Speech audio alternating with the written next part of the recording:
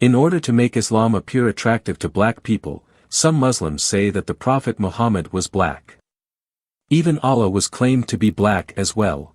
What? Allah is also black? Let's hear what a Muslim said to Malcolm X in this movie. I tried to act I'm like... telling you God's words, not no hustle. And I'm gonna tell you, God is black. God is black. Allah is black, Prophet Muhammad is black, Islam is the religion of the Africans. Islam abolished slavery, freed slaves, elevates women, eliminates discrimination. But actually, there is no evidence of that statement. As a matter of facts, based on Islamic literatures, Prophet Muhammad enslaved people, owned and sold slaves, including several black slaves. It's a pleasure doing business with you, O Rasulullah. He was neither black nor African. The Islamic traditions emphasize how white his skin was. Sahih Bukhari 1, number 367. He uncovered his thigh and I saw the whiteness of the thigh of the Prophet. Sunan Abu Dawud, volume 20, number 3200. I still seem to see the whiteness of the forearms of the Apostle of Allah. Sahih Bukhari, volume 2, book 17, hadith number 122. And a white person, Muhammad, who is requested to pray for rain. Muhammad was not a white Caucasian, but an Arab man with a relatively fair complexion than most Arabs around him. The repeated statements regarding the whiteness of the Prophet Muhammad's skin are directly related to the meaning of the colors of black and white in Islam. Quran, Surah Ali Imran, verse 106. The day when faces are whitened, and faces blackened. Then, as for the ones whose faces are blackened, did you disbelieve after your belief? Then taste the torment for that you disbelieved. Quran, Surah Az-Zumar, verse 60. And on the day of resurrection thou, Muhammad, sees those who lied concerning Allah with their faces blackened. Is not the home of the scorners in hell? According to these verses, people whose faces are whitened will go to heaven, while the ones that were blackened will go to hell. If Allah decides some black men go to heaven, then their black faces would be whitened as if there is something wrong with having black skin. Allah wants to be sure that no black face ever show up in heaven. Oh, it's not like that, bro. Those verses are metaphorical without any racist connotations. However, there are some hadiths that link black skin and creation with Judgment Day. Mishkat al-Masabi, Volume 1, Chapter 4, Part 2, page 36. Abu Darda. The Prophet of God said, God created Adam, and struck him on the right shoulder, and brought out his white children. You would say they were pearls. Then he struck his left shoulder, and produced his black children. You would say they were coals. And God said those of the right side are towards paradise, and I have no fear. And he said of those of the left side, they are towards hell and I fear not. What does it mean when Allah said I fear not? This is what he means. The expression here twice repeated, in the original La Abali, implies, I have no fear that their future deeds will falsify the sentence which I have now pronounced, seeing I have already predestined all their action. Abdul Haq. So, according to this hadith, Allah already decided all black people he created would go to hell no matter what they did, since he already predestined their fates. This hadith explains very clearly that in Islam, Allah made the destiny of human beings before he created them. He already decided to bless the extremely white-skinned people to heaven and to curse the extremely black-skinned people to hell. It's clear that Allah judges them based on the color of their skin and that for Allah, white is pure, holy, clean, while black is the opposite of it. In fact, other narrations even command that any person claiming that Muhammad was black be put to death. Muhammad Messenger of Allah. Ash-Shifa of Qadi Iyad, page 375. Ahmad ibn Abi Sulayman, the companion of Sanan, said, anyone who says that the Prophet was black should be killed. The Nation of Islam teaches that white people are devils. Their members might want to ponder this statement by Muhammad. The Apostle said, whoever wants to see Satan, let him take a look at Nabtul bin al-Harith. He was a sturdy black man with long flowing hair, inflamed eyes, and dark ruddy cheeks. He used to come and talk to the apostle and listen to him and then carry what he had said to the hypocrites. But you have to see the whole context. Nabtal is a hypocrite. That's why the prophet called him Satan. There were many hypocrites surrounded the prophet, but he only called Nabtal, who was black, as Satan. How about calling a black woman as an epidemic? Sahih Bukhari, Volume 9, Book 87, Hadith 161.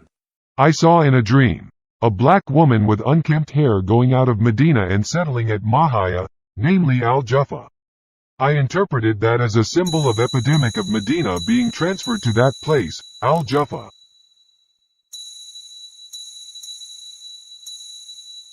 Ah, come on. That was just a bad dream. No big deal, okay? Sahih Muslim, Book 10, number 3901. During the time of migration to Medina.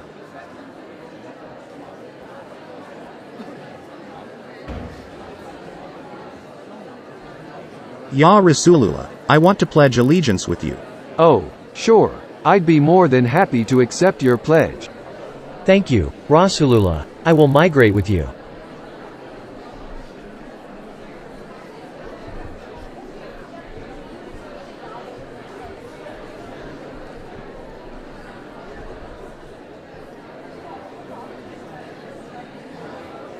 That guy is my slave.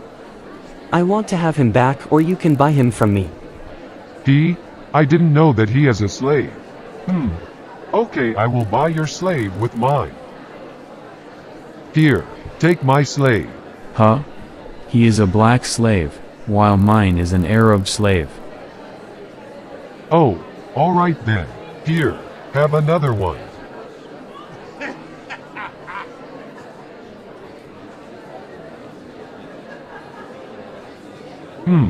I lost my property because of that guy. That was several thousand dinars gone. Rasulullah, there is another guy want to pledge allegiance with you. Is he a slave or a free man? I don't want to lose more property. Apparently, at that time, the price of one Arab slave is equal with 2 black slaves.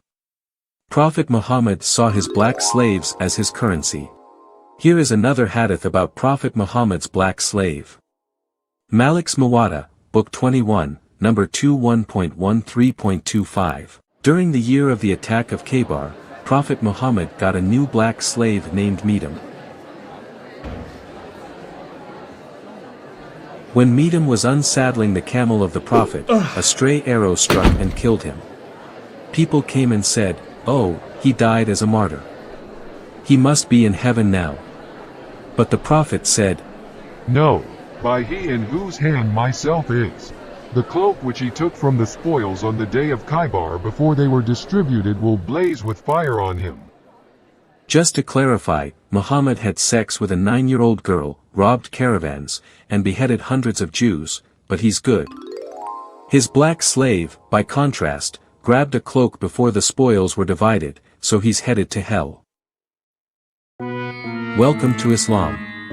Mindlessly obeying Muslim leaders was so important to Muhammad that when he wanted to emphasize obedience, he told his followers that they had to obey even the worst leader imaginable.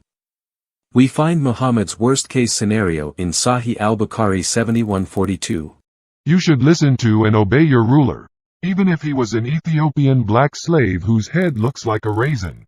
So, the worst possible leader of a community of Muslims, according to Muhammad, would be a black slave. Look, you're not being honest and fair here. One of the best Sahaba was Bilal, and he was a black guy, who was freed by Abu Bakr. We uphold and love Bilal because of his dedication to Islam. Bilal was a slave before he converted to Islam and continued to be a slave after that. Sahih Bukhari, Volume 5, Book 87, Hadith 99. Narrated Qais, Bilal said to Abu Bakr, "If you have bought me for yourself, then keep me for yourself. But if you have bought me for Allah's sake, then leave me for Allah's work." The hadith explains that, after Prophet Muhammad died, Bilal asked Abu Bakr to set him free. He wouldn't ask Abu Bakr such a request if he was not a slave anymore. Bilal is a good slave, and a great blessing from Allah. I don't think Allah wants me to lose his blessing.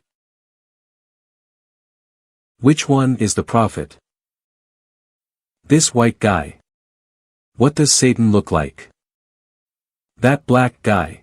Now how did a religion that was inaugurated by a white prophet who had black slaves and referred to Ethiopians as raisin heads, and said that Satan looks like a black man ever get the reputation it has among African American Muslims today?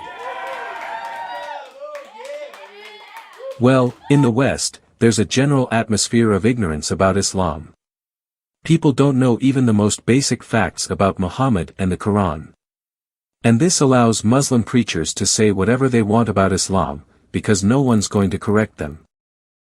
So if a Muslim preacher is talking to a woman who's interested in women's rights, Muhammad was a champion of women's rights. If he's talking to someone who has a high regard for science, the Quran is a scientific masterpiece, filled with miraculous scientific insights that were only verified centuries later. If he's talking to someone who's concerned about racial justice, Islam is the religion that liberates slaves and establishes racial equality. Absolute nonsense. But people convert to Islam because they believe what they're told and don't bother reading the Muslim sources to see if the preacher's story checks out.